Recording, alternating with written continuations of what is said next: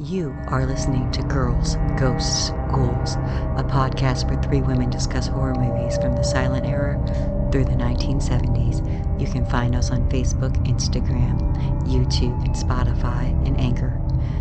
Timely, topical, terrifying. Well, hello everyone, we're back. I know you missed us, and it is now 2022. And as it is now 2022, we need to talk about Soylent Green. Because as you may or may not know, Soylent Green is people, and it's set in 2022. I will have to say that it's probably not strictly a horror movie, so we are kind of diverging here, but it's horrific. I was thinking about it. Definitely. While it is totally in the zeitgeist, like everybody knows this, I can imagine when it came out and you didn't know what the tagline was, that it was really creepy and thrillery and kind of noirish, not knowing that, you know, it was going to end up being that, and then reading the lips of the old man as he's going, "It's people." Yeah, I would say it's more dystopian sci-fi, though, if you're looking for yeah. But you know, however, it's within the with and I agree with Betsy, within the particular time frame of the 70s, it has horror elements. Yeah. But I think it's perfectly justifiable considering it's 2022 now. So almost every single woman was called furniture. That's pretty horrifying. Yes, we'll get into that for sure. Oh, but, yeah. Oh, hey, so in case you didn't know, this is Girls, Ghosts, Ghouls. And Soylent Green now. So yeah, just because, you know, we got real excited about talking about it.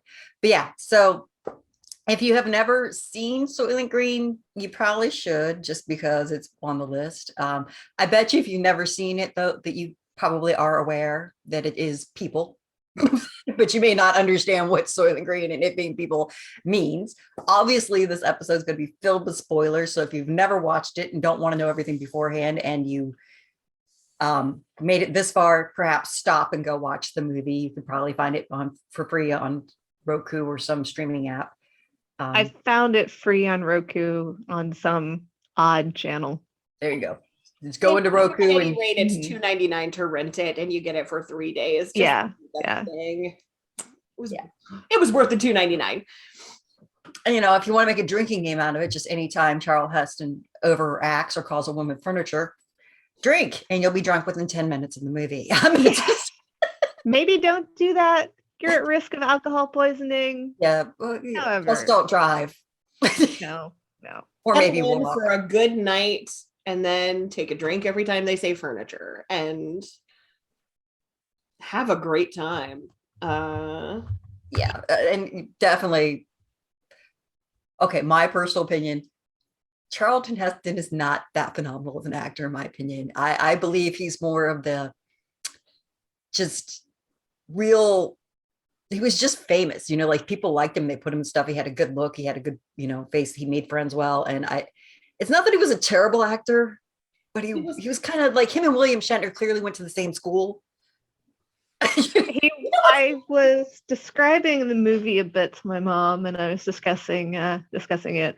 I said, you know, he's overly dramatic in his acting. She's like, oh, likes the James Dean style of acting. And I'm like, no, you're not far off. So yeah, he's acting to the back of the audience, and there is no back. But there's no back to the audience. The audience is right here. The film. yeah.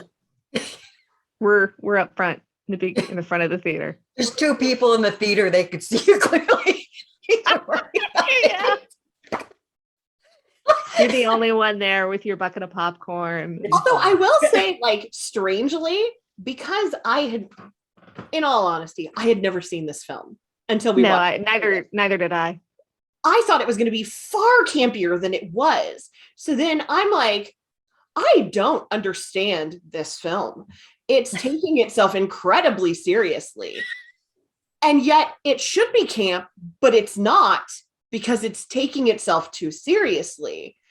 Yes. But it should be campy. But it's not. I would say it was never meant to be camp, but I don't think it was meant to be a warning. It really was. It was a serious takeoff on the book. But even the author himself watched it and said, it's only about 50% of the way there. But also, I mean, this director is known for some wonderful movies, like Conan the Destroyer and Red Sonja. I mean, he did some serious shit back in the day, though. I mean, as a producer, he won an Oscar for oh, I forgot what it was. It was a documentary on Design for Death. It was called Design for Death. Sorry, I had to go through my notes. And it basically followed Japan from way back when like America jumped in there and forced them to open trade routes to the, you know, what led up to Pearl Harbor, the joining of the Nazis and led up to Pearl Harbor. And it was supposed to be extremely good. I've never watched it.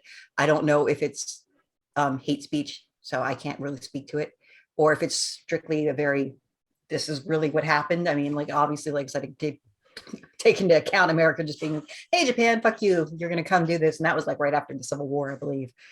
America's Civil War, not Japan. Yeah. It was late 1860s. So yeah, I don't know. It's probably something I'm going to look into to see. But so he does have some serious creds in there. But he's also like the 1960s Dr. Dolittle was another one that he directed as well. So he's got a background in definitely campier shit. And like, I don't know, like I said, I don't know if they were trying to take this film seriously, if they were really trying to drive home the dystopian horror of the situation. But the other ironic thing that needs to be noted, so the whole thing is that the world's overpopulated, greenhouse effect has happened. There's just, you know, there's not enough plant life, animal life to sustain feeding the amount of people there are. And, you know, like the poor people, it looks like 1940s, 1930s, you know, Depression era time where people are waiting in line for the soup and all that. And it's just really flipping hilarious because it's supposed to be horrifying. You're supposed to be like, this is not what I want. And, you know, it's really supposed to be making a point about the environment, what's being done to it. But your main actors in it are all staunch Republicans who would not believe in any of the shit anyway. Yep. So it's kind of interesting that they took it so seriously when clearly they had no belief whatsoever in the greenhouse effect or, you know, global warming or climate change. Like, these are all people that if they were in Don't Look Up, they would not look up. You know what I mean? So, and that's like Charlton Heston, Chuck Connors, Edward Robinson. Yeah. That's, you know, so it's really, I have to give them credit that they did take the source material so seriously for the acting of it, but I don't think they didn't the get the seriously. Yeah. They would happily eat Soylent Green and think there was no problem. You know? They would be fine with, of course, being the 1%. Exactly. Now, to me, it was funny. So, like I pointed out, like the poor people, you're all looking at, like, it seems like that they're trying to reflect back into like the Great Depression. However, their vision of what 2022 would be was 1973, which is when this movie was released, 1972, 73. Yep. So they did not envision anything futuristic, like, or they had no imagination there, or they had no budget there. I'm not sure what it was. They pretty much imagined stasis and decay, I think. It might have been that, or they might have just been lazy. I mean, the most advanced thing they had was an arcade game, which also was released in 1970. Which and it was the first an actual game. It was the first commercial arcade game that was ever released. First commercial arcade game by the group that would go on to be Atari. The only thing that they did to it is they painted it white because it didn't come in that color. I think it was like red and yellow. Red, yellow, and blue were the colors that you could get it in.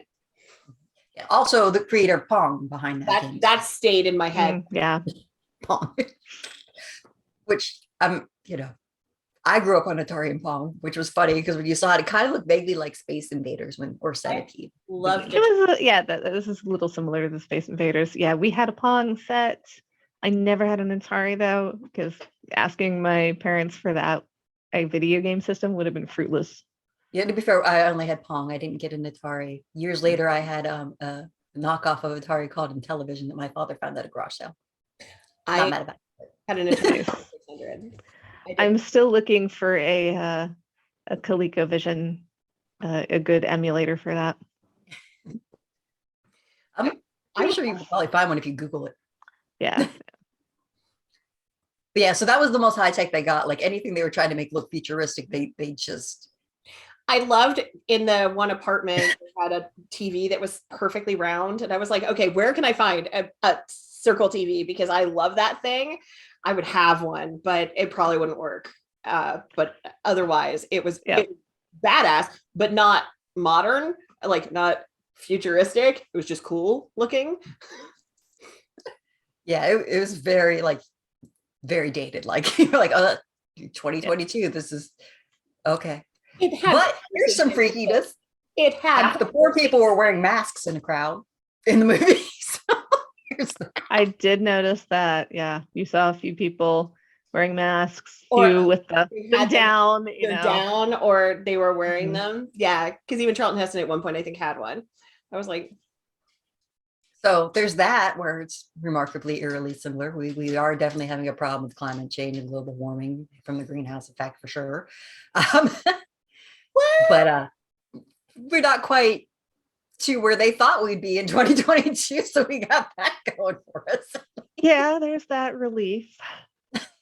go us. We're still working on destroying the planet. We haven't quite gotten there yet. But and so through the majority of this movie, it's like so bogged down in the police procedural that you're watching, you're going, what is he doing? What are you doing? Why do I care about this? I love that he's like a detective, but also a beat cop. Yeah. Which all the cops are male. So actually now's probably a good time to address what they did with women in dystopian futures. And I was reading some interesting trivia on it. And I basically, so the theory in general is that whenever society degrades, that they will treat women worse and worse and worse and worse and worse. So that's why you pretty much see any dystopian or horror that pretty much is anywhere from like the dawn of time till like, I'd say at least the 1990s, if not further. You see women are basically relegated to, they're the whore. That's it. That's their futuristic place in society is they become whores. Yeah. Or they're just married with children being beat. There's nothing else. So that's it. And in this particular one, they refer to whores as furniture. Because they generally come with apartments. Yeah, because there is at one point where Heston is, oh, your furniture, and Shirley goes, yes, and he's building or personal, and that's about how he's categorizing, and that's why I don't even like to call those characters sex workers, because sex workers implies I chose to do this, and they did. And that was her job. She could choose not to be. There just wasn't much else out there. Like apparently she was on the street. She legitimately was going to try to go off with Charlton Heston for reasons. Yeah, I have no idea. Yeah. I call it choosing under duress, I suppose. Yeah. Yeah, I mean, it's a choice: starve in the streets or be furniture. Yeah. It's not a great choice, but the evil of I would assume that. Well, it's a bad assumption, but there are a lot of women that do choose sex work because the other options are just as bad to them as it would be in dystopian future, which is the problem for sure. Yes. And there are obviously people that choose sex work because that's what they want to do and that's where they make the money and get it. You know what I mean? Yeah. Go people. I'm all for it. That's what you want to do. Being forced into it to me is the issue, which when your options are die in the streets or become furniture, it's kind of being it is being forced into it. So to your point, Rebecca. So, but yeah, but it still would be in line with horrible, unfortunately. So, because that is a true story for a lot of people in those roles. So, but yeah. So that's it. It's women are furniture or dying in the streets with their children tied to their arms. As in the lovely scene right in front of the homeless shelter. So he just except for one, the exchange. We had a couple people in the exchange. There were older women that seemed to not be dying in the street or having to be furniture. Yes. Betsy, go ahead. I was gonna say the head of the exchange, whose name literally just escaped me. I wrote it down. Where did I put it? It was her last film, but she was in Star Trek. Yes. She played T'Pau. I can't find her name here, but she played T'Pau. She was the matriarch Vulcan. Matriarch Vulcan. Yeah, But when Seth and I were watching, he went, "Is that T'Pau?" But I have to find her name because it's Oh, worth looking, so I will try to find it real quick. She's brilliant. Celia Lovsky? Yes, Cecilia Levsky. And she's brilliant. Cecilia, not Cecilia. Celia. Celia. Mhm. Celia Levsky. Yeah, she was lovely and the role was wonderful. Also, she used to be married to Peter Lorre. Oh, interesting. Which was a fact that I was like, yes. Oh, Rebecca, you'll like this. The Yes. guy, the Bay murder mystery, was it Simonson was his name? Simonson, yeah. Joseph Cotton from 1944 Gaslight, the detective. Son of a bitch. I know. I didn't catch on right away either. Like, who is he? And it says like Gaslight. I was like, there it is. Thank you so much. Yeah. I mean, he's in it for like 30 seconds. Let's just Yeah, so true. Dying, and I recognized his very face. often. Yeah, that's it. But which is also funny because really, in essence, what this whole movie is a murder mystery. It is. With dystopian horror scenery, I guess. Yeah. I'm like, it's like a noir kind of like murder mystery, but it's hidden in dystopian weirdness. But in the end, it's just, why was this guy murdered? You know, to keep the secret that they're feeding people. Okay. Yeah. Right? That moment though, when the guy walks in, when he walks in to murder him, and he's like, I know why you're here. It's necessary. And you're like, it's like the most polite murder you've ever seen. Seriously, he's like, yeah, just go ahead and murder me. I understand. It's not even the murderer is like, so hey, they told me very well. that they're sorry, but but you're a risk, so they have to. And he's like, they're right. Yeah. And the murderer's like, so this is right. He's like, well, it's not right, but it's necessary. It was it's so funny. It's a bizarre scene. Like really watch it for the murder scene because it's just like, it's so wild. Yeah, it's necessary. They're right. I'm gonna tell people. They're correct. Already have. Just yeah, you should probably tell me. True. Sorry, I mean he's very resigned to his fate, I suppose. I mean, super resigned. Yeah.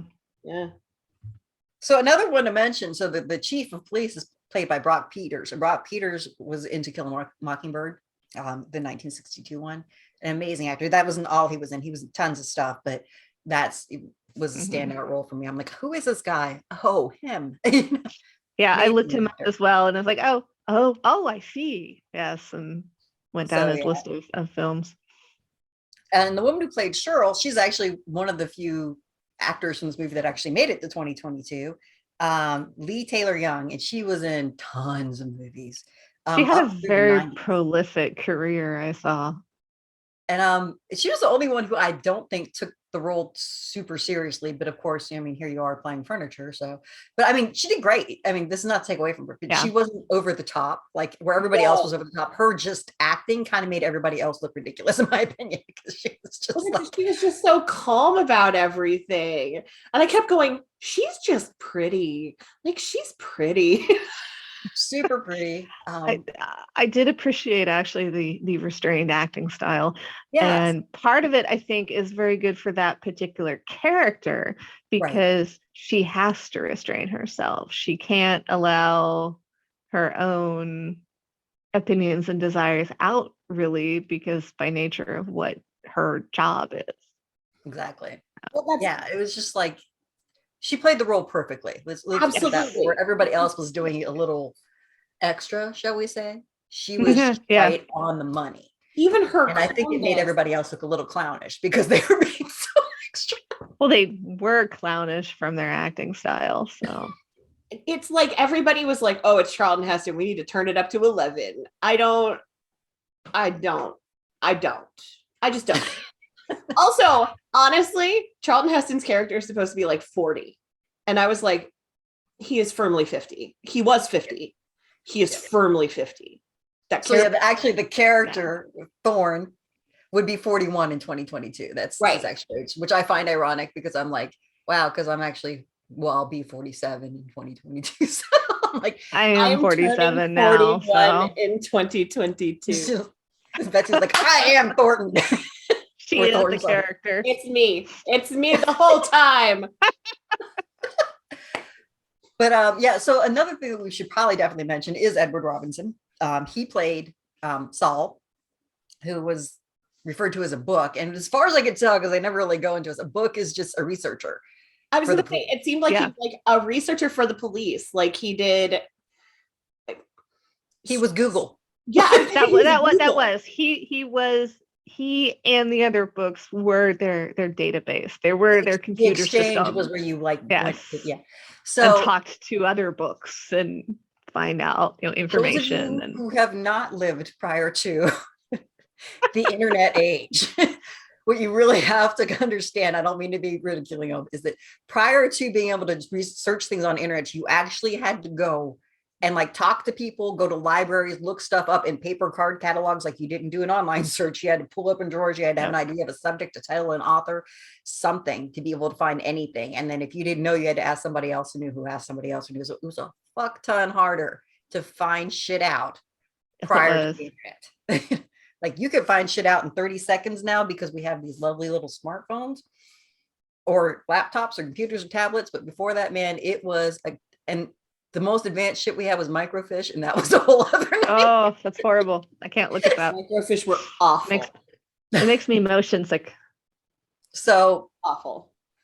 and I bring all this up just because if you watch this movie, you need to understand like how vital somebody like Saul was and something like the exchange was, and how like shitty the chief is about, do you need a new one? Because he's taken like a day to figure the shit out. Like it would take months to find some shit out. Let's just be honest, at least months. Yeah.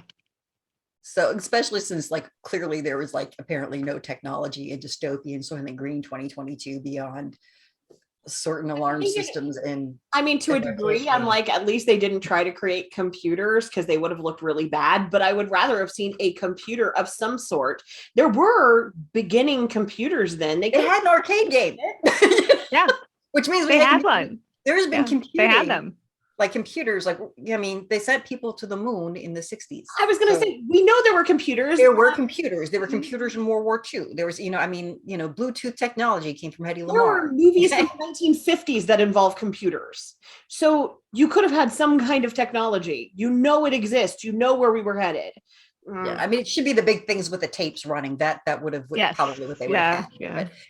A giant wall bank for the data storage. I was going to say it was a whole room full of one computer. What they showed in Hidden cards. Figures. If you watch the movie Hidden Figures and they had the big IBMs, that's basically what you would be looking at, even in the 70s. So they would have had that, and they could have made that be. There's a classic movie that I can't think of, but it has Katharine Hepburn, where they're like the information desk and then they bring in a computer to do their job for them. But then the women are faster than the computer, but I can't remember what it is. But it is that situation. I am definitely going to have to look that up because I love Katharine Hepburn. Oh, it's so good. And she is quippy most. I'll find the name.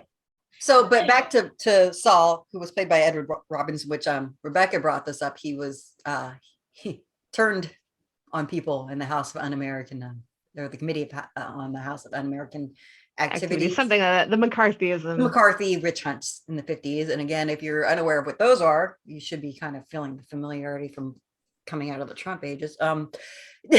Basically, it went after anybody who had a political belief or religious belief that differed from "in God we trust" and we're Christians. And if you're atheist or communist or believe that our system of government wasn't working, they came the fuck after you and they destroyed you. And I mean, you were blacklisted. You had to, truthfully, if you were going to live, you had to leave the country if they let you. Yeah. And they went after Hollywood with a ferociousness, because if you were in the public light and you were anywhere dissenting about how things were going in America at the time, they were going to shut you up, period. And your only way to save yourself is to do what Ed Robertson did, and it's basically throw somebody else to the wolves and say that you were led astray. You were duped. You You were know, which isn't duped to say by that so maybe and he wasn't so. just a dick in general. I don't know. He could have been, but I mean, we all like to think that if we're called to the carpet and somebody puts us up, that we would hold true and not rat out Yeah. friends or family Yeah. or But stand to our it's beliefs. But the truth is, do you know? You don't. So no one's gonna know until they're in that exact situation. personally, I'd rather not be in that situation. Likewise. So that's part of his history. But more tragically, the man was dying during the making of the movie. This was the last film he was ever in. He died 12 days after they finished the film. He died in January of 1973. The film was released in May of 1973. I can't Um, imagine the he pain, was the physical pain he would have been in filming. he was all but deaf, which actually, when you think about his acting, is really amazing because they had to work with him so that he could, because the only way he could hear is if he talked like directly in his ear, which obviously would not make for very good film. So they had to do scenes over, rehearse them over and over again so he can get the timing and the cadence of when to say his lines. And he basically would just base it off of when he saw people's lips stop moving and then go with his line there. That's The insane. cast and crew knew he was dying. So those tears where you see Heston crying in his euthanasia scene probably wasn't much acting. He probably really was. That is very much, Yeah. according to everyone on the set, that was very much not in the script. He was not supposed to cry, and he just started crying because it was so much. I also read that Charlton Heston and him were actually kind of friends. They'd worked together before, and he knew he was dying, so he brought him snacks and stuff every day. He'd bring him new cheese and new wine to try on set, which I thought, like, I think Charlton Heston is a shitheel. Beyond that, that is Likewise. a thing to do for his friend, like, for real. Like, what a sweet thing to do for someone that you know is so uncomfortable and, you know, working through something so hard. So I will give him those props, and that is all the props he gets from me. That's the hard reality. We like to think that people that back crazy, insane shit without any thought are complete monsters. And while I've never met a complete monster. I've met pretty fucking close, but never really met a complete monster. No, like, absolutely not. especially, serial Humans killers, are sociopaths incredibly aside, so. nuanced. It's like I've always said before, sometimes when, we have a favorite star or a favorite artist or something, and something horrible comes out about them or something that we don't like, It's hard. what do? It's difficult. It's complex. People have very many layers to them, and no one is going to be absolutely what we see as good or absolutely bad as we see here. Absolutely. Hopefully I'd like it not. to be that way because it's easier. It's easier Well, just to yes. look at somebody that's, backing something hateful and just hate them all around and not view the fact that they're, we're a good friend to someone dying on the set and capable of acts of kindness. And it's also, we'd rather view somebody who's great and brought us joy and seems like they were doing wonderful things in the world. We don't want to know that they were like drugging people and raping them. We just, be happier not knowing. Like, we don't want to know that this great rock star that was doing great for people that are freaks and stuff like that, making you feel better about being different, was also banging, 12-year-olds. I mean, it's just, we don't want to know, but that's the reality. It's just shitty reality. It's a real shitty reality. But I mean, you go back in time. There's a song, it's a classic song called We're Standing on the Shoulders of Freaks. Do you know this parody song where it's like Leo da Vinci required, like, it was like all about their weird sexual proclivities because a lot of them had weird sexual proclivities. So, it is what it is. Yeah, it's, nobody doesn't have a little darkness. People are nuanced. But I'm that glad being that he said, gave you some comfort. hold people accountable, Yes. for both the good and bad. Don't ignore that's it. it. Be nuanced and still be dickweeds. Well, that's it. I know? can admit that you had some good points and also not want to support you anymore. Right. Yeah. Exactly. Just as we can see that there's some good things you did and just call out the shit that you did as well. Like it's Absolutely. This that's is a beautiful how it should thing be. you did for your friend. I still think you're a craphead. So there we go. Yeah. Which I think saves the world, honestly. If you stop putting people on pedestals and just following blindly because you want to like a person, whether it's politics, movies, whatever, music, art, then we start making changes. If you just keep saying, no, this person is perfect, we don't make changes. We just stand on hilltops for no apparent fucking reason, saying this is where I'm going to die on this point. Why? True. But sorry, terrible digression. However, really in theme though, actually, I can't say it's really digression because it kind of follows what's going on in the movie. You just have like It does. shit going on and people just ignoring it. Like it's fine that women are furniture. It's fine that there's people dying in the streets and there's no room for them. It's fine. It's fine.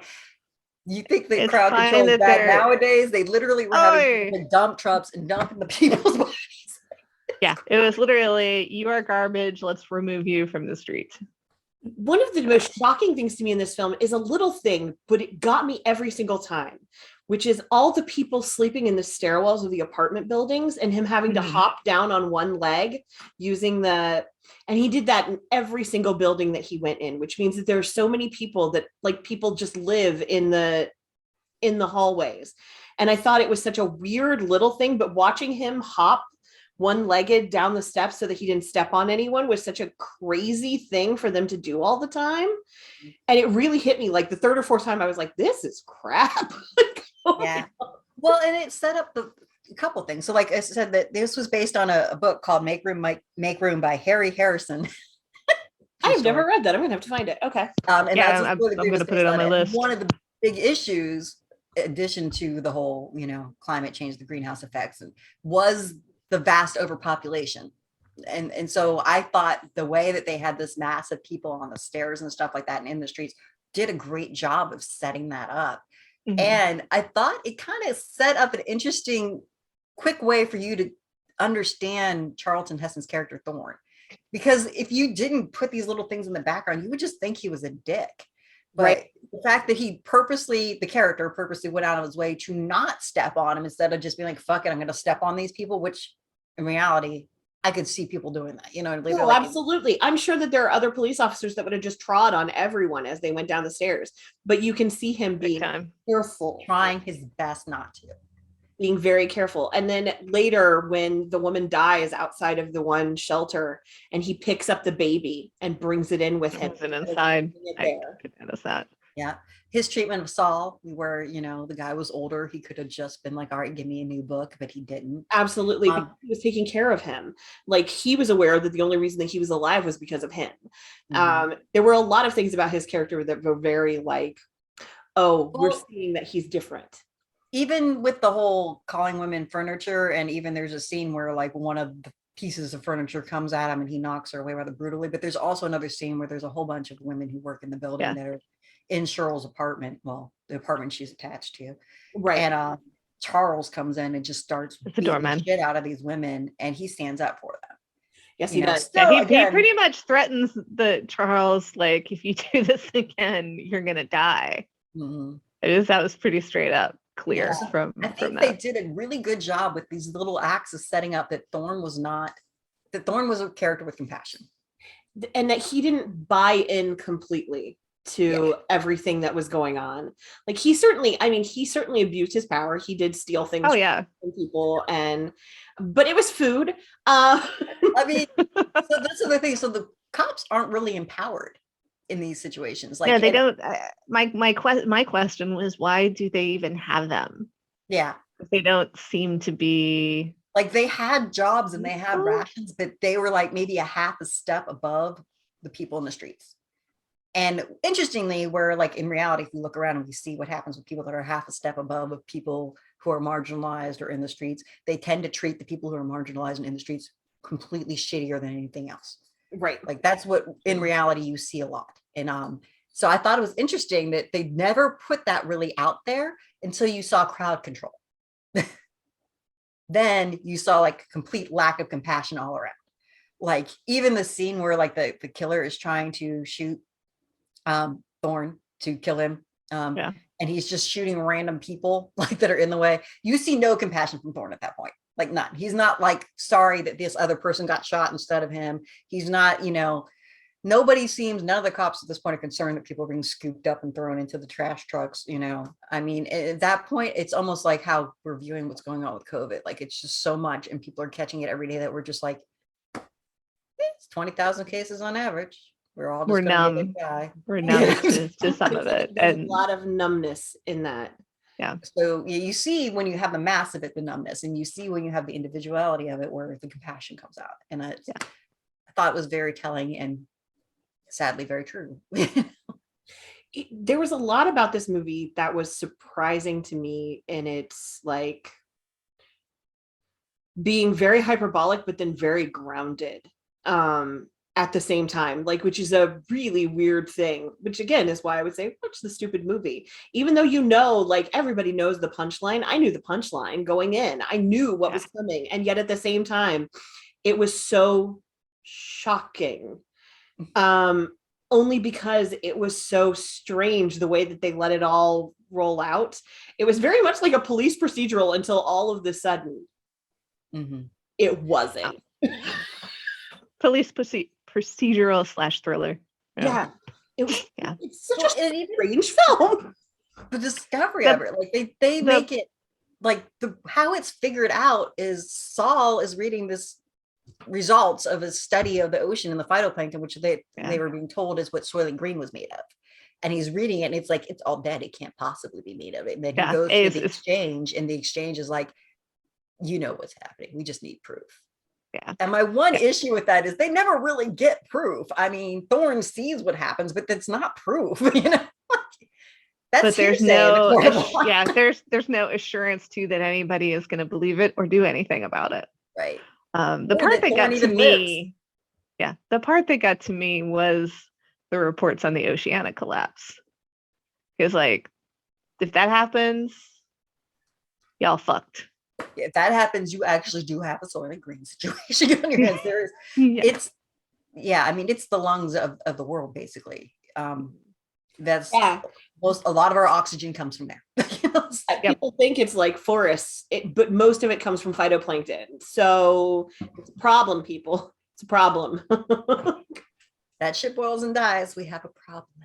Yeah. The cyanobacteria will be fine. I was going to say, that might be the only thing.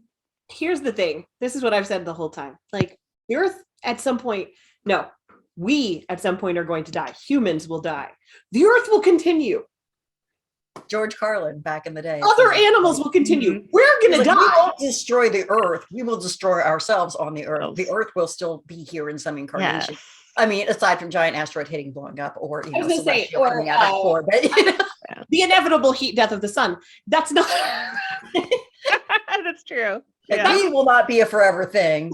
The Earth won't either, but the Earth will likely outlast us. I mean, just like it outlasted the dinosaurs, just like it outlasted, proto organisms. Yeah. It will still be here. It's just, what form are we going to take on it? Probably none. Yeah.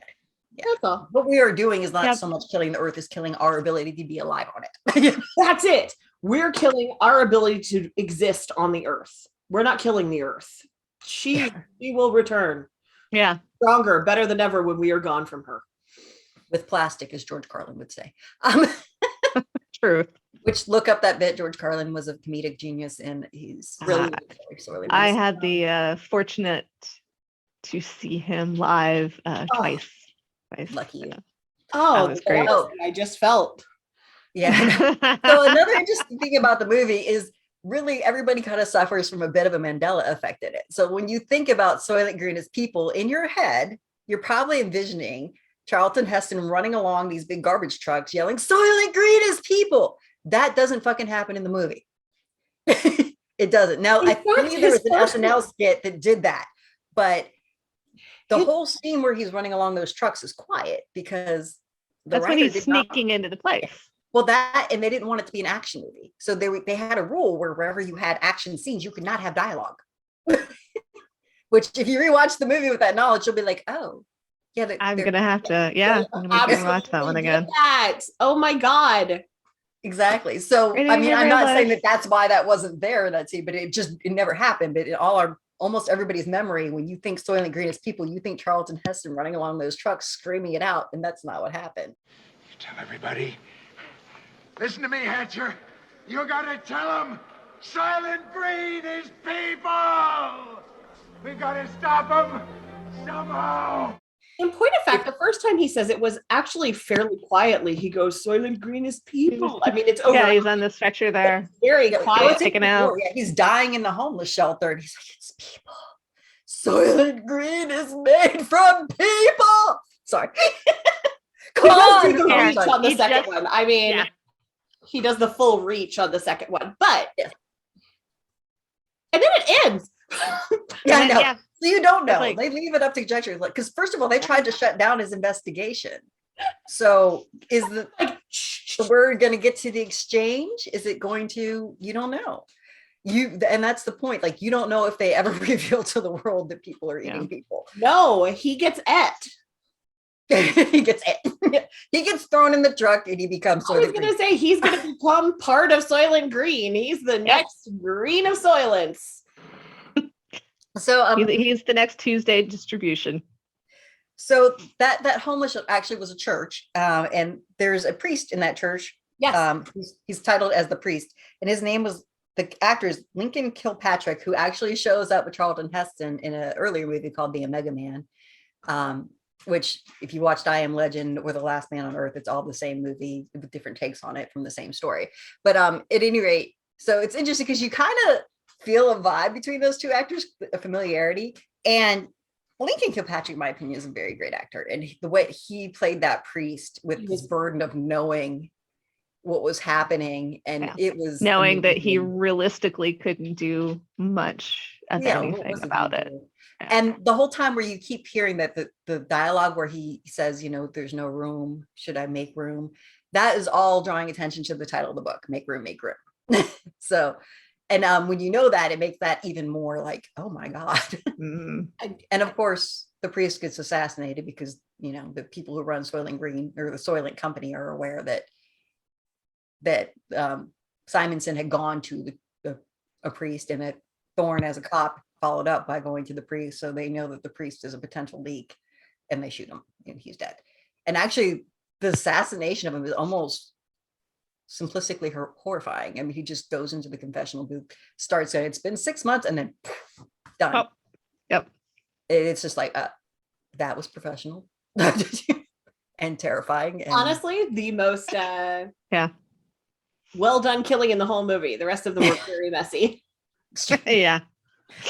and I mean, the priest is going to be there for confession time. So what are you going to do?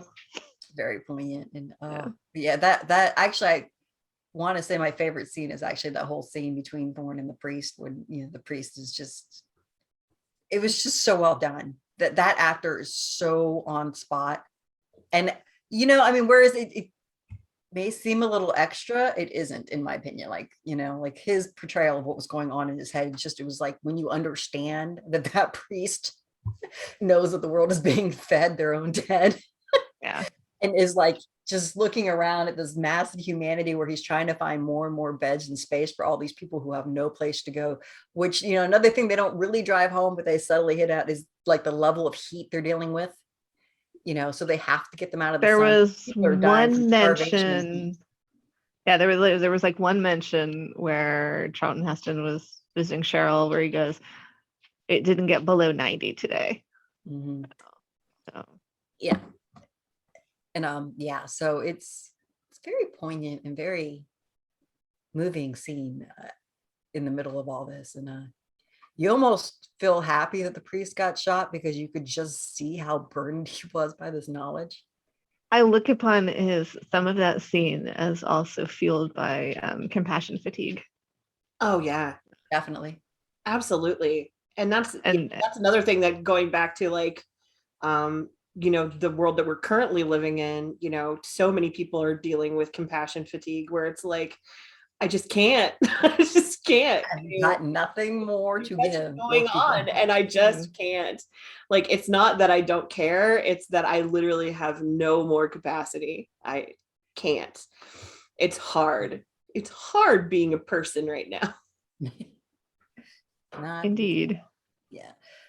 So, I mean, in a lot of ways, it's an excellent movie, but it's also very slow. It was very slow. Yes. Especially since you already know. So there's no actual suspense building when you really know the outcome of it. No, and I was trying really hard to watch it as though I didn't know what was coming. Although honestly, I thought that reveal was going to be way earlier in the film than it was. I didn't realize that this was the kind of film that built and built and built and built and built. And then they're like, it's people. Done. Run credits. And I'm like, Well, I think it's like almost having an definitely- orgasm and then not. Oh, it's oh, the right worst. up to the edge. It's edging you. This is a movie equivalent of edging. It took you right up there, and then it was like, hoorah. Which, I mean, back in the day, if you I- didn't know, maybe it would have brought you over the edge. But since you know, you're like, I and- think possibly that while they're going for a slow burn and ratcheting up of the tension, they could have compressed it a bit. Yeah. I think Overall, I think the pacing felt slightly off to me. there were also like scenes that just literally, okay, I have to talk about the scene where he takes Cheryl into the bedroom to interview her. Yeah, I was really grossed out. and then they're frankly. just stripping and having sex. Like that was talked about in advance. Well, And literally Seth and I are like, did we miss a scene? so that was what was really upsetting to me. So it didn't need to be talked about as how it was being set up because Cheryl knew she was furniture. He calls her into the bedroom. He says on the bed, she knows. So that was all the conversation she needed. So she just starts pulling down the blankets and sheets and starts getting ready to get fucked because she knows that's gonna happen. Yeah. And it's Fascinating and horrifying. It was that's why I said I was utterly like, ugh, ew. It was a disgusting scene. and then it turns into like the whole thing later where she's like, please stay with me. I want to go with you. And like, I think the implication was supposed to be again, where not great, but better than what she was thinking she would get even in the comfort of the wealth. that she Whomever was serving came with. next, at Could be least so this guy horrible. was nice to her and seemed to like her a little bit. And he talked to her like she was a person and she defended her friends. Yeah. Um, totally. and so it's better than the alternative, which might be someone who beat her, because he even Right. said you don't have any bruises. Yeah. Like literally it falls into, at least he doesn't beat me and has a job. Which It does. I fear that I speak for all of us here. We've all had that mentality at one point. I mean, yeah, we've all dated somebody that it was like, well, he doesn't hit me and he's got a job. So Yeah. And please people, please save yourself drama and have higher standards than that. You are worth more than just, it doesn't beat me anyway. You're allowed to set the bar a lot higher. Regardless than of that. gender. Everybody Yeah. should have higher standards than that. Agree. and whoever gender you prefer, still Yeah. higher standards than that. Higher standards. Yep. Higher. Please save yourself the hell that would No. led to without higher standards than that. One of the things that I read that I think is hysterical is to try and break the tension of the shower scene. Oh God. Yeah, Just which, the most which was right after, futuristic thing in the whole fucking movie was the shower. So, Sorry. in order to break that tension, the actress playing Cheryl, whose name has just escaped me, Lee something. Lee Lee Taylor Young. There we go. Lee looked at Charlton Heston and said, "Oh, do you want to part the water?" Referencing to his role in Moses. And he didn't get the joke. I'm not surprised. It's not. So she was like, okay. But he didn't get it. But she was like, Probably thought she's like, does she want me to rip my dick out? Yeah. I could just see that being Charlton Heston. Like, is this going Oh, right? hang on. I just thought that was great. I was like, thank you. You know what, that's the kind of joke I would make, because I'd be like, hey, Moses. But he didn't get it. So I just loved that fact. And that made me laugh. And so I was going to share it because a lot of things were super uncomfortable. She tried to break the tension. It did not work. Really. That woman probably still laughs about that. I'm like, yeah, Yeah, that makes sense to me that he would not get that joke. Oh well. Yeah, But this I went into this thinking I knew what this movie was, and it is not what I thought it was. no, if It's you had never seen it before, yeah, far stranger than I thought it was. yes. I expected a lot more drama around the reveal. Yes. And then it It's just gets almost like a side, and oh yeah, by the way, Soylent Green's people. the more dramatic reveal actually happened during the Exchange. essentially the euthanasia scene. Oh, that. When he goes to the center to go home, and he whispered or he mouths "it's people" to him, and we can't hear it because he's on the loudspeaker. So Charlton Heston hears him say it. We just see his mouth move. Mhm. And So he headphones, says, not loudspeaker, just to clarify. oh yeah, not a loudspeaker. He's got earphones.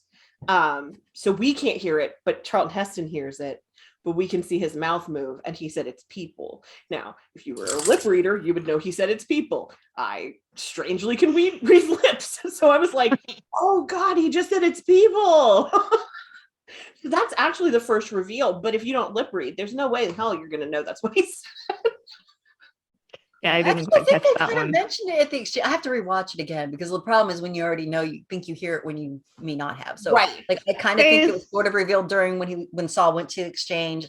I I felt actually like didn't realize that he only mouthed it. Like, I hear it's people from Saul, and I hear him tell him like, you need to get evidence to the exchange. So I felt like it was implied during Yeah. those scenes. I was you might be right. Exchange Like I said, when knew. you already know, you just start inserting it. say just the like- words. Yeah. Yeah, but yeah, he just goes, it's people. And then he says, tell the exchange. But they let you hear tell the exchange, but they don't let you hear him say, Okay. it's people. Yeah. But I'm also one of those people that when I see things written wrong, I see it written the right way because I know what it's supposed to say. So this is why it's a problem for me in this movie. Like I just Same way. So yeah. Well, But the here's whole the time part, I'm like- waiting for someone to say that it's people and it's not happening. All right, I have to address a question that I have. It almost felt Right. like the fact that it was people was a sideline. Right. By the way, it's people. Yeah. So they're using dead people to do this. Live people would tell. I'm kidding. Sorry, go ahead. My question They euthanize them. You're right. if So they're wouldn't it like be poison? sick, Wouldn't it be poison? right? How are people not dying? Like just dying? Right. I mean, I had that same thought this time Prion. watching it. Yeah. Prion Because- disease, anyone? Yeah. I mean, there are because so they're many literally diseases that spread by euthanizing eating them. people. They're literally euthanizing them, which would assume some sort of poisoning. He almost looks like he's like Socrates drinking some hemlock. And Yeah. and then they're dumping it's those people that they're taking and dumping into the Soylent Green making machines factory. So I mean, if you feed an animal a poisoned animal, that animal gets poisoned. I was gonna say the animal dies. We're being fed poisoned animals and we are animals. So I guess you're supposed to assume, if you have enough sense to think that for being fed poison, we should be dying, that there's some kind of purification process happening when they're making them into green chips. I guess. It hit me. I was like, that is really bad. Like, you should at least be picking and choosing the people that you feed to people. Yeah, natural causes, when they get hit by the dumpster thing. You can feed I was them. gonna say, honestly, my first thought was when they were scooping people up with the dumpster things, is those were the people that were getting eaten. Well, it does But they make it mention seem like in they the aren't. summary, like criminals are executed. Assuming that they're not, injected. Well, but apparently they don't care because they're injecting those people and eating. Right, exactly. I mean, I was assuming if we're trying to alleviate the poison problem, but yeah. So I guess your brain is just supposed to go, they must purify it somehow and get the toxins out. Though really, if the problem is population, they could, solve two problems with one. I was gonna say, there. or maybe they are literally Yeah. just trying to slowly poison people with it.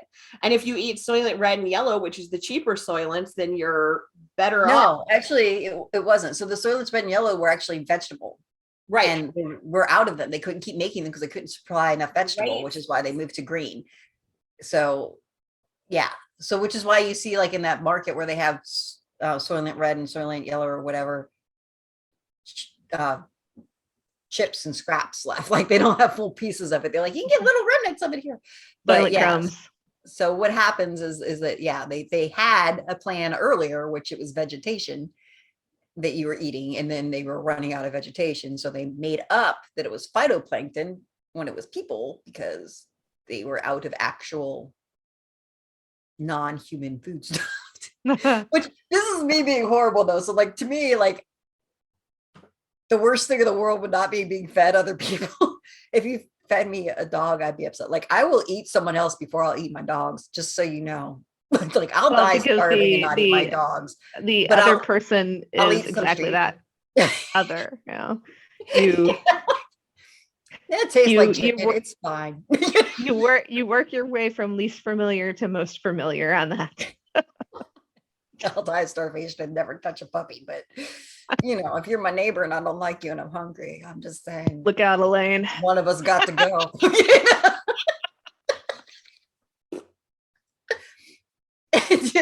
Betsy's like, stay away from Jenny if we're in a starvation. No, I'm just I've gonna go had after the crazy neighbor conversation of first. where you start eating legs. Legs are the most meaty. Let's just go there. Legs and butt. Ass. Legs and butt. But yeah, no. No. I've had I'd rather the not thought. eat people, don't get me wrong, but I'm just saying that I have a hierarchy I of think what I I'll would never do. have to do it, but If I do, this is where I'm pretty I've sure thought we're about safe it. from having to make those difficult decisions. there was a book. I'll be honest, in the Soylent Green scenario, I would just go to the place and die. I don't want to live in the streets. Truly. I'll happily just poison my ass with a nice Van Gogh immersion experience happening around me. Like, Right? No, seriously. I'm like, surround me with Frida Kahlo and let's do this crap. Let's do it. Bonus points if you get a nice trip beforehand, you know. Exactly. Although Like, I told Seth, I'm like, that music was not doing it for me. You can't just say classical. You need to be very specific. I need Mozart's Requiem. Thank you very much. Mozart's Requiem and beautiful art, and I'm good. Let's do this. like I'm perfectly aware of my ability to survive shitty situations, and like if you're giving me an out, I'll fucking take it. Okay. Yeah, I can get through it, but why? What is the end game? Here is I could be yes. furniture at a rich man's hotel. Fuck you. Just Nope. done. when I first started in the workforce, my first day working for a major corporation was September 17th, 2001. Oh, 6 days after 9/11. And the company that I went to work for gave me a call and they said, do you still want the job based on what has just happened? And I said, yes. And I went to work for that company. And then they sent out these survival packages for if your building should fall on you. And it was a bottle of water, a whistle, an N95 mask. There was something else in it. Oh, a light stick. okay, the mask, right? A light stick. Right. Wow. So I didn't ask for one because you had to request it. And I didn't ask for one. And someone was like, Betsy, what if something happens to the building? And I was like, oh, I plan to die. If something happens to this building, I don't think anything that's in that bag will save me. I intend to die. They're like, Betsy, that's really messed up. I'm like, more messed up than the idea of being stuck in this building with a light stick, a whistle, and a bottle of water that's this big? No, it is not. Thanks for thinking of me, but Yeah. So yeah, I've always been one of those. not even a granola bar. You just get some water and a glow stick. God. I was just like, you know what? No, it's okay. I would absolutely go to the center. There's no way. My desire to live isn't that great. I mean, you have to give me something to dream for. If my whole dream is like dying somewhere in the streets, I need hope, chips. It's just a little bit of hope. You know, or like I said, or becoming furniture. Because let's be honest, I'm like, first of all, I'm not the furniture people want anyway. It's been proven. Second of all, you know, I have no ability to comply. If I think someone's a dick, I'm just be like, I'm not fucking you. I don't care. Problem is my face speaks regardless of whether I want it to or not. You're like, Rebecca's like, even if I could shut up, my face would be like, Yeah. My face would talk, and I'd be like, I'd raise that one eyebrow, and then they'd be like, I'm like, no, everything's fine. And my face would be like, you're a dickhole. dealing with it. So yeah, I mean, no, Yeah. I'm just gonna. I'm not made for dystopia. Nope. I'm just And not. also, yeah, like I'm not made for dystopia either, because we usually have this whole situation where people team up and then you always have these people that conflict and they argue. I wouldn't argue with people. I'm gonna go do what I think is the most reasonable fucking thing there is, and you all can go fuck off. You know? The funny I thing got no about time. that is a lot of times when I would have anxiety dreams, especially during the last administration, many of them were, like something has happened, things are crumbling. And in my mind, I was always like, I got to get to my Chicago people because we all got plans. And my friend was like, I'll leave you coordinates. Learn to use a compass and a map. See, my version of those nightmares is that I am now responsible for other people, and I don't want to be responsible for other people. Like, you either follow or not, but don't make noise, don't fuck up my shit, and just stay. You don't like where I'm going, don't fucking follow me. Like, you cause me to get to risk my life, I'm gonna shoot you. also, if you know that I'm going to go someplace and I'm likely going to die, don't fucking try to save me. If I wasn't going to listen to you, just let my ass die because I fucked up. That's on me. Save your own goddamn self. I'm a dick. I don't want to deal with people. It's like, it's going to be enough for me to try to keep my dogs alive. And that's all I care about. My dogs and my snake. That's enough responsibility. My dogs aren't smart. So, it's enough for me to deal with. Bless them. They mean well. I mean, they're cute. Ham is fucking adorable. And Ellie is just a goof. Ellie and my husband have a weird thing, so. I think Ellie's a bit of a slut. I know. And the best dogs are. Because she sees men, and let me be specific. She's a slut, and she generally likes men a lot. Let's put it that way. Men come to the door, and Ellie's like, "Hello, hi. You want to pet me?" I'm Elvira. Hi. I mean, which is funny. I mean, she is named after Elvira, Mistress of the Dark, and the irony is true. The character itself was straight, and even Cassandra Peterson is, not anymore. And I'm so happy she found love and happiness and came out, and I think that's wonderful. Elvira still is about men, though. My dog Elvira, not Elvira, she's she'll like whine at my roommate's door to try to get attention. It's something, but all right. Sometimes you just have to whine at the door to get attention. Maybe that would be good furniture. Hold on. Yeah, I'm like, see again why it wouldn't be good furniture, because I won't want it at the door. I'd be like, hey, I told you, you don't want it. Fuck off. I got toys. Bye. In a minute. You're superfluous. Right. So Soylent Green. It's people. It's people, in case you didn't know. It is not, he doesn't shout that out while running along trucks. It's a reveal that's really made at the end in a very just offhand, casual sort kind of way.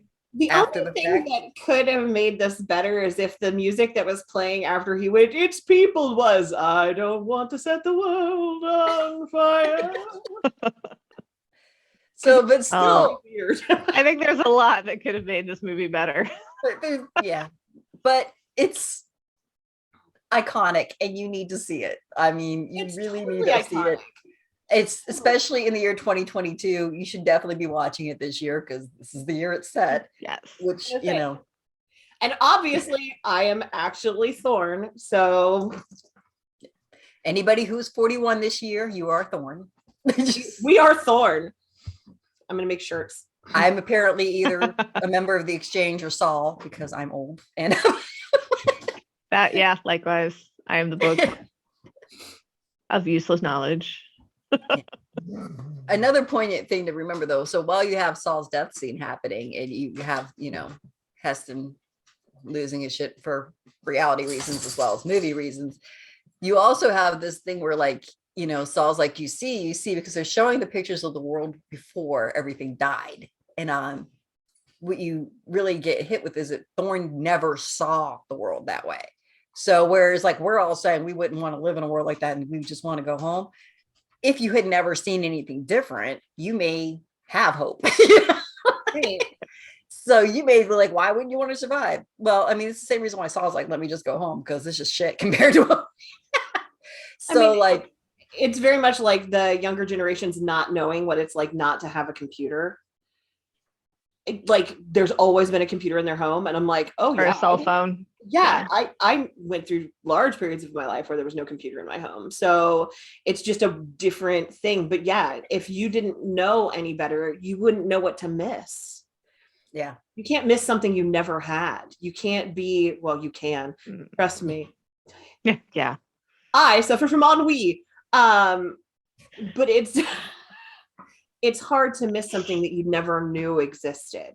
Like You don't have the language for it. You don't. It's like a toddler doesn't have the language to express their emotions, so they scream and cry.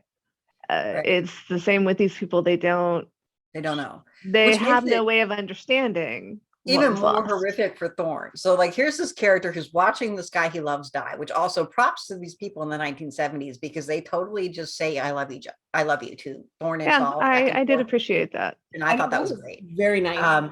So here he's watching his good friend die. He's seeing what the world was like before now, which he had no clue about. And he's being told that, hey, by the way, our main food source is people, and you need to like let the world know. So go get on that. So like talking about everything being ripped away at once from this bastard. I mean, seriously, that wasn't even the band-aid was just ripped at that moment. There was nothing. That wasn't a band-aid. That was a full like somebody's Really duct laid tape off a layer of forehead. skin off that poor bastard. Yeah. It just went. You no longer have eyelids, motherfucker. You can't shut your eyes. I mean, for real. That is like so much all at once.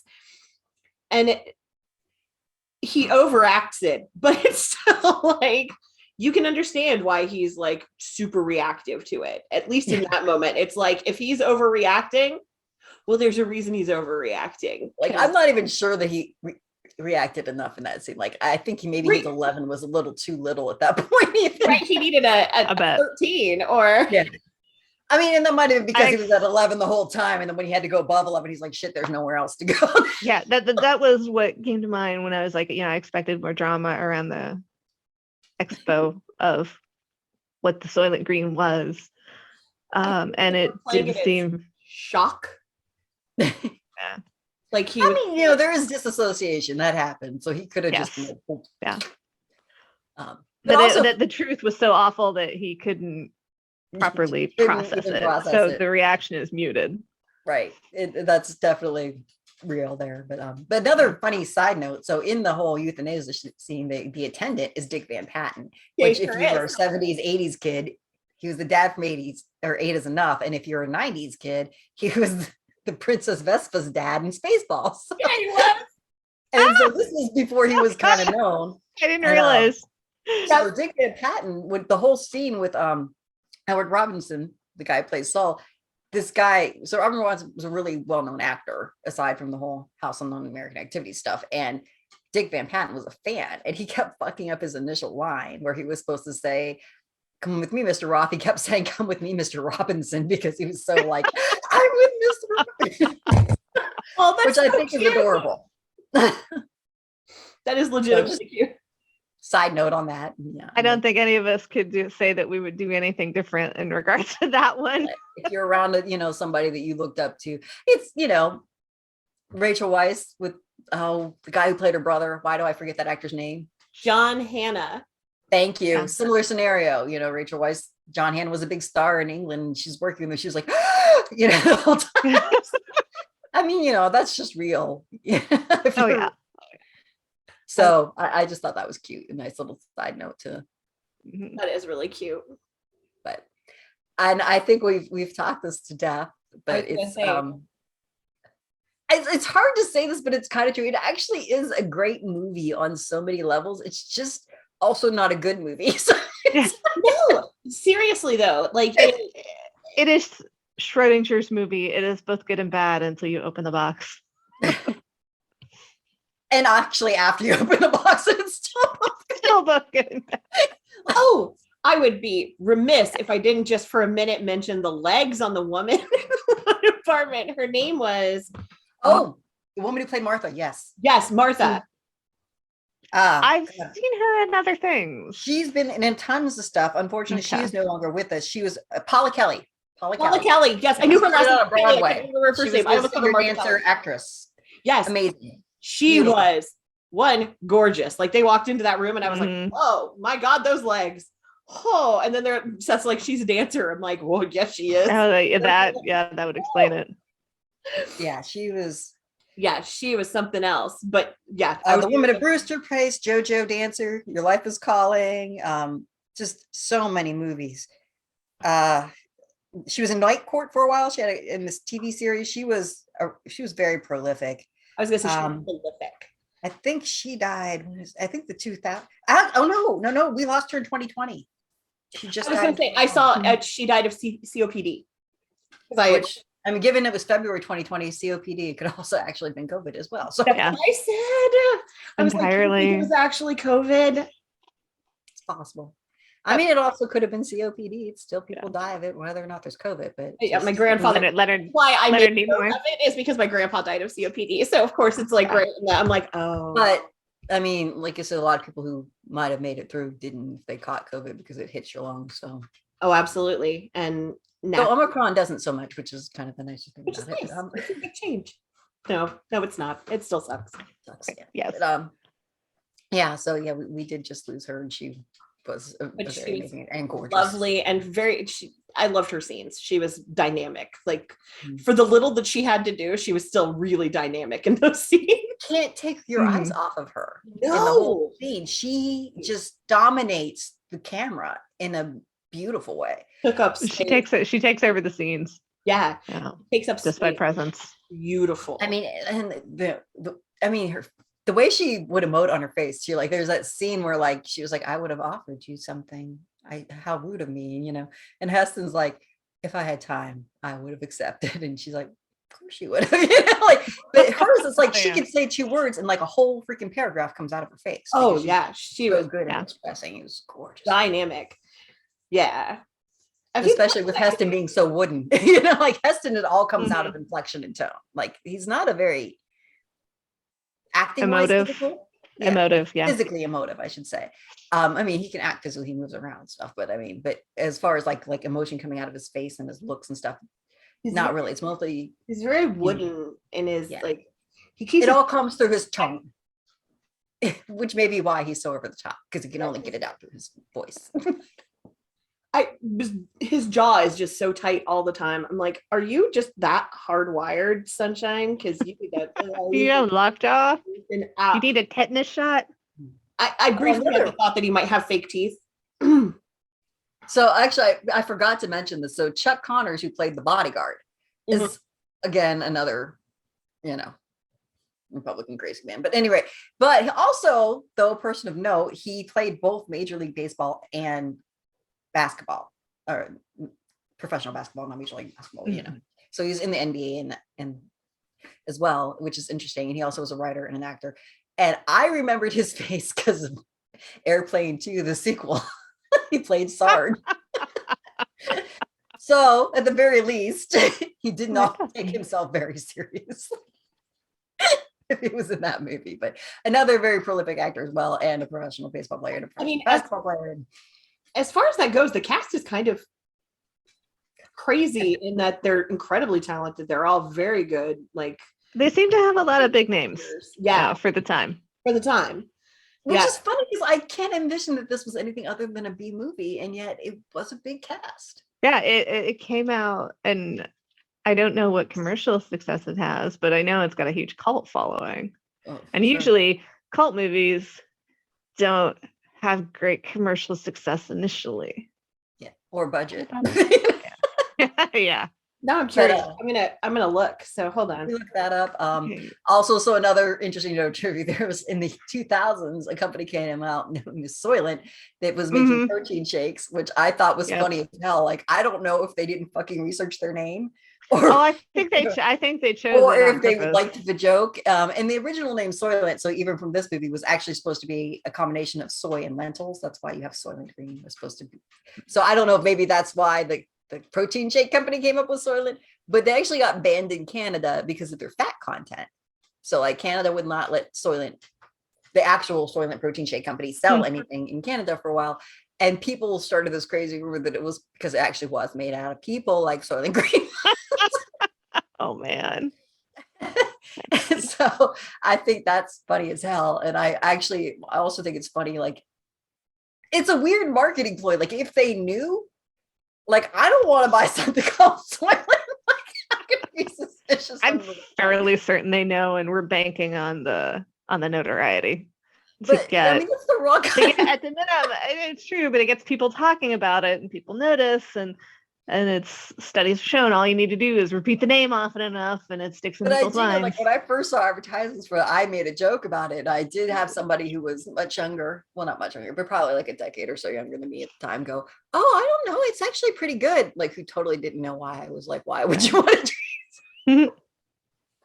So I mean, I think maybe they were banking on a lot of people not catching the reference as well, perhaps.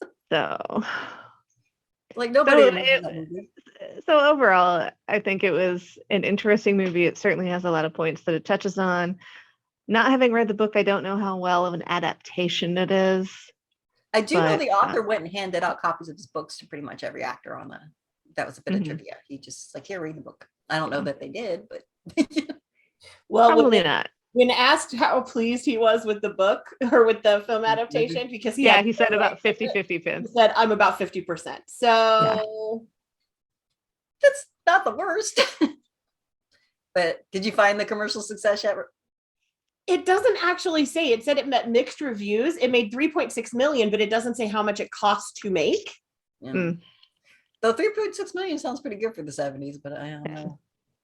And then it apparently did really well on video sales.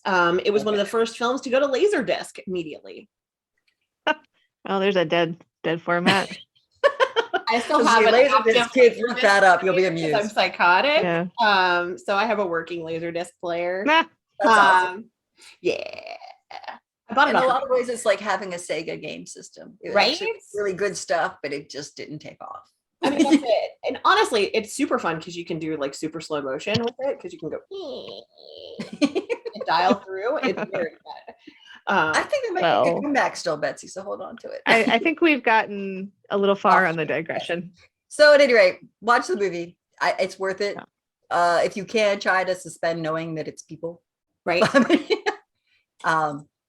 And go into it pretending like you don't know how it ends. It's worth it. It's worth it. It's diversion. Yeah. Yeah. No, at least it's a different dystopia than what we're actually in 2022. So there's true. It's still escapism. Yeah. Overall, just go into it also knowing it's got some tough stuff that is going to just annoy the piss out of you. To put it mildly. Yeah. There are certain triggers in it. So do be aware of that. Yeah, mostly violence against women. Yeah, domestic violence. Yeah, domestic violence. Just general crowd control violence, also probably very triggering and you know, protests and stuff. But yeah. Protest violence. Oh my God, the protest violence. Yeah. That that's extreme. So be prepared for that. Just laugh or drink anytime Heston goes over the top to 11 where it seems completely inappropriate, and or anytime some woman is called furniture or referred to as furniture. And you'll have a good drinking game. Just don't poison yourself and or drive. And feel free to reach out and let us know what you thought about the movie, because we'd love to hear from you. And have a great new year, guys. See you soon. Bye-bye. You have been listening to the Girls Go Schools podcast. You can follow us on Facebook or Instagram at Girls Go Schools podcast, on Twitter at Girls Ghost Pod. Like and subscribe to our YouTube channel, Girls Go Schools podcast, and find our podcast on your favorite podcatcher.